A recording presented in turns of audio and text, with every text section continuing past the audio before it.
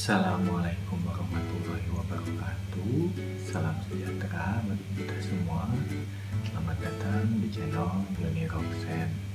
Bagi Anda yang kebetulan saat ini sedang menyaksikan video ini, saya selalu doakan semoga selalu dalam keadaan sehat walafiat serta diberikan rezeki yang terbaik buat Anda semua.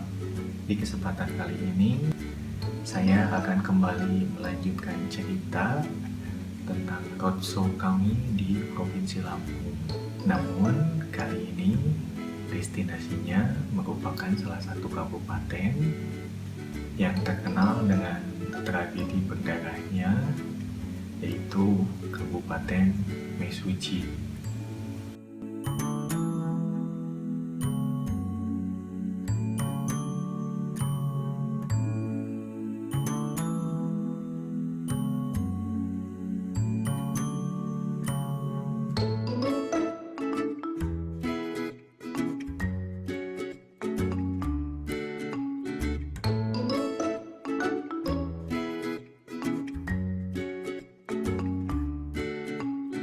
Sekilas tentang Kabupaten Mesuji.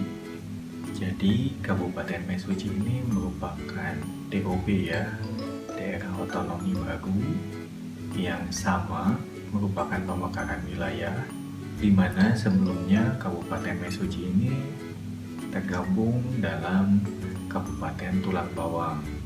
Jadi sama halnya seperti Kabupaten Tulang Bawang Barat, Kabupaten Mesuji ini juga merupakan hasil pemekaran dari Kabupaten Tulang Bawang. Karena di masa lalu Kabupaten Tulang Bawang ini memiliki jangkauan wilayah yang cukup luas ya. Sehingga ketika terjadi pemekaran wilayah pun Kabupaten Tulang Bawang ini bisa dibagi menjadi 3 kabupaten. Jadi kalau tidak salah sekitar tahun 2008 Kabupaten Mesuji ini resmi berdiri dengan pusat pemerintahan atau ibu kota di Wiralaga. Langsung menuju cerita. Jadi setelah selesai dengan tugas dan urusan kami di Kabupaten Tulang Bawang Barat, sekitar siang hari mungkin sebada zuhur, kami langsung menuju ke Kabupaten Mesuji. Sebenarnya jarak antara Kabupaten Tulang Bawang Barat menuju ke Wiralaga Mesuji itu sebenarnya tidak terlalu jauh, bisa ditempuh sekitar 2-3 jam.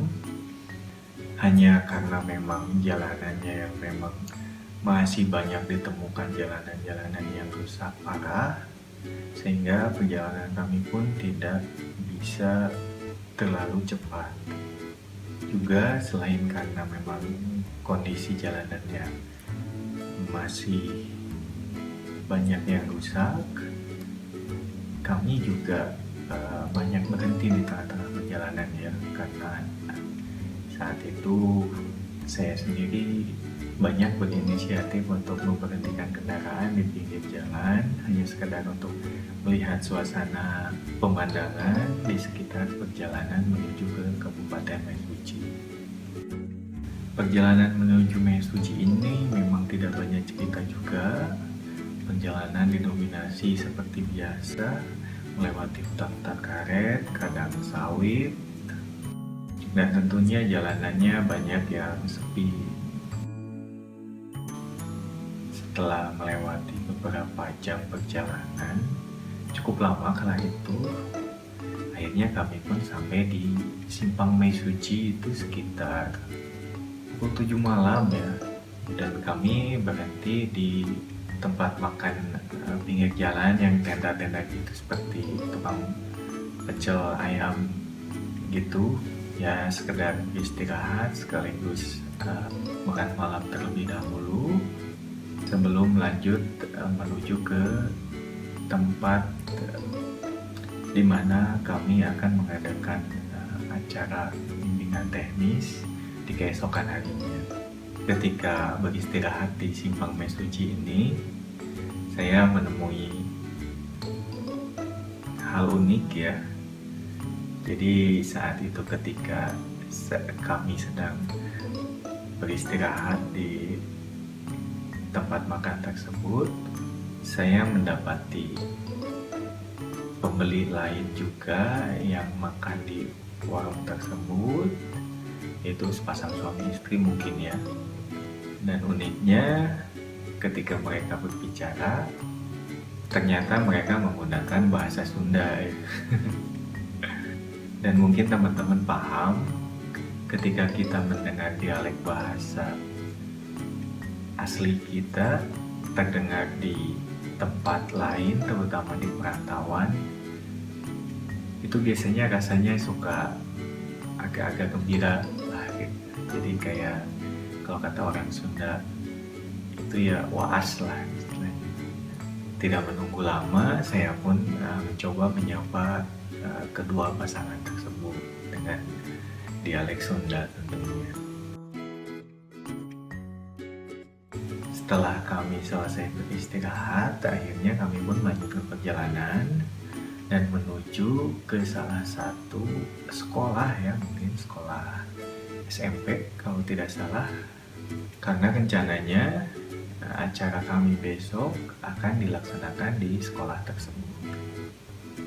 Dan pengalaman ini merupakan perjuangan banget ya, bisa dibilang, karena saat itu memang di Kabupaten Mesuji sendiri tidak terlalu banyak penginapan, dan ketika kami di sana pun ada salah satu penginapan yang tidak jauh terletak dari sekolah tersebut, namun kondisinya sedang penuh, sedang banyak pengunjung. Jadi mau tidak mau, akhirnya di malam pertama kedatangan kami di Kabupaten Mesuji ini, akhirnya kami menginap di sekolah SMP tersebut gitu. Jadi kami nginap di sana, dan keesokan paginya pun acara bimbingan teknis tersebut pun akan dilaksanakan di sekolah tersebut gitu. Setiba di sekolah tersebut, saya melihat aula udah kosong ya, udah kosong. Terus di sebelah aula ada ruangan-ruangan seperti itu. Nah itu di aula itu kala itu sudah disediakan karpet-karpet lah ya untuk kami beristirahat tidur di sana gitu. Ya kalau berbicara kenyamanan mungkin tidak nyaman ya, karena kebetulan saat itu juga badan saya sudah lumayan capek melewati perjalanan dari Bandar Lampung ke Tulang Buang Barat, kemudian menuju ke Kabupaten Mesuji. Dan setiba di Mesuji, saya harus tertidur di atas karpet. Jadi kalau ditanya nyaman atau tidak, yang jelas tidak nyaman. Namun apa boleh buat, karena memang ya kondisinya masih seperti itu, keterbatasan yang ada di kabupaten tersebut, ya akhirnya saya pun beristirahat sajalah, ikut istilahnya. Dan meskipun sedikit kurang nyaman, namun karena sambutan dari tuan rumah yang kala itu kami disambut langsung oleh Bapak Kepala Dinas Kependudukan Mesuji ya, yang sangat ramah sekali. Kami pun berusaha untuk menikmatinya, dan bahkan Pak Kadis tersebut ikut begadang ya bersama kami di sekolah tersebut. Ya bukan begadang sih, karena nggak sampai subuh juga, cuma ngopi-ngopi, ngobrol-ngobrol sampai malam lah, sebelum akhirnya kami pun semua beristirahat. Dan beberapa kali juga beliau meminta maaf tentang kondisi keadaan di Kabupaten Mesuji memang seperti ini katanya. Bahkan beliau pun menawari saya untuk menginap di rumahnya. Tapi tentu saja saya menolak, karena ya lebih enak tidur di sekolah gitu sama teman-teman yang lain gitu, sambil bisa bercanda sambil ngobrol-ngobrol. Di keesokan harinya, kami pun sudah mulai bersiap-siap untuk menyelenggarakan acara bimbingan teknis tersebut. Acaranya dimulai sekitar pukul 8 lah ya, pukul 9. Dan ini uniknya, jadi ketika pagi itu kami semua tidak ada yang mandi. Karena ternyata di sekolah tersebut air itu sangat terbatas sekali. Jadi hampir semua dari kami tidak ada yang mandi gitu. Ketika pagi itu saya pun ketika bangun pagi hanya mencuci muka saja sambil gosok gigi, merapikan rambut sebelum akhirnya masuk ke aula bimbingan teknis gitu. Itulah kenapa ketika kami di mes suci ini terasa banget ya perjuangannya gitu. Tapi entah kenapa juga, meskipun saya sering mendapati berbagai keterbatasan saat bekerja di lapangan, entah kenapa, karena mungkin bagi saya inilah salah satu cara atau jalan saya untuk selalu bisa mengabdikan diri kepada tanah air ini.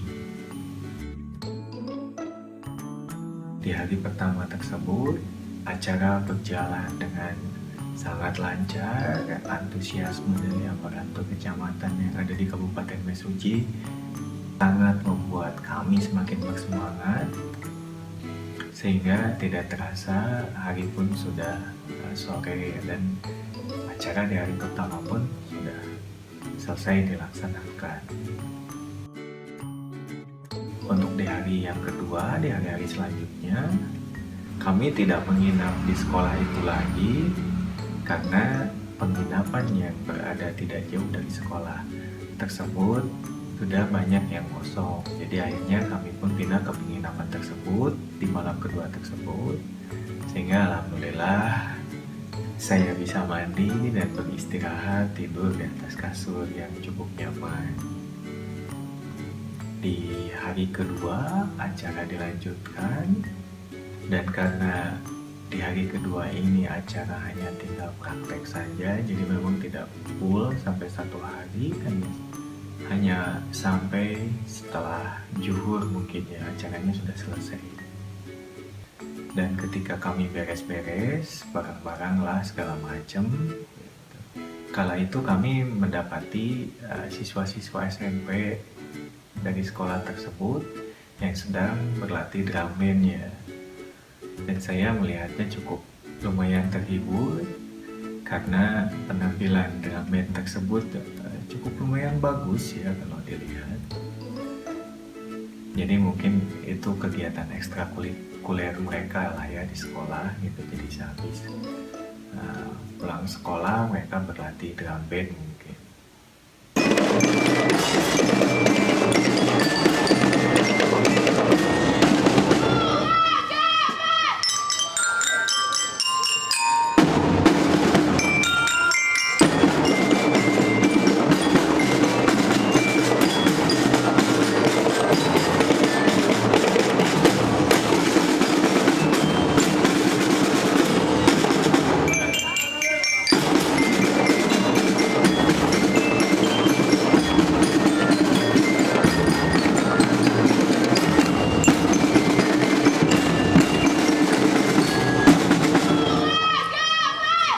Setelah beres-beres menyelesaikan semuanya tugas dan tanggung jawab kami di Kabupaten Mesuji, kami sempatkan menginap dulu 1 malam kembali ke penginapan sebelum akhirnya keesokan paginya kami melanjutkan perjalanan roadshow kami ke Kabupaten Tulang Bawang.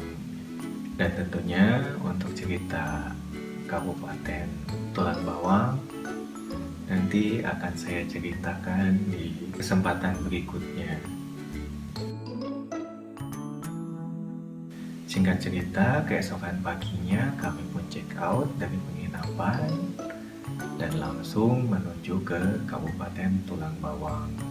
Namun karena pada saat itu, kalau tidak salah hari Jumat, Jadi di sela-sela perjalanan kami menuju Kabupaten Tulang Bawang, kami menyempatkan diri untuk sholat Jumat terlebih dahulu ya, di salah satu masjid yang terletak masih di wilayah Mesuji. Sebelum akhirnya kami melanjutkan perjalanan dan sempat mampir ke salah satu tempat ya yang membuat Kabupaten Mesuji ini cukup terkenal sekali waktu kala itu. Karena di tempat atau di lahan tersebut terjadi tragedi berdarah yang beritanya sampai menghiasi berbagai media nasional selama berminggu-minggu. Mengenai penyebab pastinya mungkin saya kurang paham ya, takut salah juga kalau saya menjelaskan. Namun yang pasti konflik Mesuji ini memiliki sejarah yang cukup panjang ya. Yang inti permasalahannya seputar perebutan lahan atau wilayah. Namun duduk perkara secara detailnya saya tidak terlalu memahami, itu hanya saja konflik ini memang memiliki sejarah yang cukup panjang, bisa dikatakan terhitung dari mulai tahun 2009 mungkin ya, hingga sampai 2011, 2012, bahkan 2014 terjadi lagi. Dan kemarin juga saya sempat baca beberapa berita di tahun 2019 itu sempat terjadi lagi, dan konfliknya cukup menyeramkan ya, di mana dalam kejadian tersebut sampai terjadi pemenggalan beberapa kepala manusia gitu, pembunuhan. Makanya tak heran waktu itu media-media nasional pun memberikan judul tragedi berdarah gitu di Mesuji. Dan memang saya mengetahui Kabupaten Mesuji itu pada awalnya ya dari berita tentang konflik tersebut gitu. Hingga pada akhirnya di tahun 2012 tersebut saya ternyata diberikan kesempatan untuk menginjakan kaki di Kabupaten Mesuji. Jadi memang ketika saya menuju ke sana pun itu waktunya ketika konflik itu baru selesai terjadi. Karena pada waktu itu konflik terakhirnya itu sekitar tahun 2011 kalau tidak salah. Dan saya datang itu di awal-awal 2012. Jadi bisa dikatakan ketika saya menginjakan kaki di Mesuji ini, konflik tersebut masih hangat ya. Oleh karena itu, setelah kami menyelesaikan sholat Jumat, kami pun menuju ke tempat atau lahan di mana konflik itu terjadi. Dan saya pun sempat berfoto-foto di sana ya. Dan kebetulan tidak jauh dari lahan tersebut ada sebuah warung, jadi sambil beristirahat saya ngopi di warung tersebut sambil ngobrol dengan si pemilik warung tersebut. Sambil ngerokok ngopi-ngopi, saya mencoba bertanya-tanya ya kepada pemilik warung tentang detail dari konflik tersebut. Dan si pemilik warung tersebut cukup detail ya menjelaskan kepada saya. Hingga akhirnya setelah cukup puas kami di sana, akhirnya kami pun melanjutkan perjalanan untuk menuju ke Kabupaten Tulang Bawang. Di perjalanan menuju Kabupaten Tulang Bawang, kami menyempatkan diri untuk berhenti ya di beberapa spot atau destinasi yang kebetulan kami lewati. Dan memang tidak banyak destinasi wisata yang bisa saya rekomendasikan di Kabupaten Mesuji ini. Mengingat Kabupaten Mesuji sendiri bukan merupakan suatu kabupaten yang memiliki potensi wisata, bisa dikatakan Kabupaten Mesuji ini merupakan kabupaten yang lebih condong ke agraris ya, jadi bukan wisata lah bisa dikatakan, karena mayoritas dari penduduk Mesuji ini merupakan petani, karena di sini lahan pertanian itu tersebar cukup luas. Namun meskipun Mesuji ini merupakan wilayah agraris, tapi saya mungkin akan mencoba memberikan beberapa rekomendasi tempat wisata ya, jika kebetulan teman-teman semua memiliki kesempatan untuk berkunjung di Kabupaten Mesuji ini. Yang pertama adalah dermaga Sungai Mesuji ya, yang memang lokasinya dermaga ini memang tidak terlalu jauh, masih terletak di pusat dari Kabupaten Mesuji itu sendiri, yaitu Wiraraga. Jadi dermaga ini kayak semacam tempat di mana event-event yang sifatnya kayak mungkin ulang tahun Kabupaten Mesuji atau pawai-pawai apa, ketika diselenggarakan itu pasti selalu bertempat di dermaga Sungai Mesuji ini. Untuk selanjutnya yang kedua adalah Taman Kehati ya, berada di wilayah Pekan Jaya kalau tidak salah. Jadi Taman Kehati ini bisa dikatakan playground lah ya, mungkin waterboom gitu. Dia tempat bermain gitu, tempat bermain yang lebih condong ke rekreasi air gitu, dimana kita bisa berenang serta melakukan permainan-permainan ya, yang bisa dilakukan di dalam air. Taman Kehati ini kalau tidak salah tiketnya juga cukup murah, hanya sekitar 15.000 saja. Kita sudah bisa masuk ke wahana wisata tersebut untuk menikmati berbagai fasilitas yang ada di tempat tersebut. Untuk selanjutnya masuk ke wilayah Simpang Pematang. Di Simpang Pematang ini kita bisa menemukan Bendungan Simpang Pematang, terus ada Tugu Tani yang di Simpang Pematang juga, dan alun-alun Simpang Pematang. Dari sekian destinasi wisata yang terdapat di Kabupaten Mesuji, ada salah satu destinasi wisata yang menurut saya, bagi saya pribadi cukup menarik. Hanya saja karena memang keterbatasan waktu kala itu, saya tidak menyempatkan diri untuk lebih mengeksplor dari tempat wisata tersebut. Namanya yaitu Sungai Buaya, sebuah sungai besar yang terdapat di Kabupaten Mesuji, di mana di setiap pinggir atau tepian sungainya masih cukup asri dan alami. Terdapat banyak tumbuhan yang masih tumbuh di sana, dan hutan-hutan di sekitar sungai tersebut merupakan hutan lindung negara ya. Sebenarnya untuk menikmati Sungai Buaya ini kita bisa menjelajahinya dengan perahu motor yang bisa kita sewa dari titik hulu sampai hilir lah ya, tapi nggak terlalu sampai hilir, hanya sampai batas-batas yang ditentukan saja, untuk bisa melihat flora serta fauna yang ada di Sungai Buaya tersebut. Dan menurut penuturan penduduk setempat, Sungai Buaya tersebut merupakan surga ya bagi para pemancing, karena di sungai tersebut katanya ikannya cukup besar-besar jika kita mancing di sana.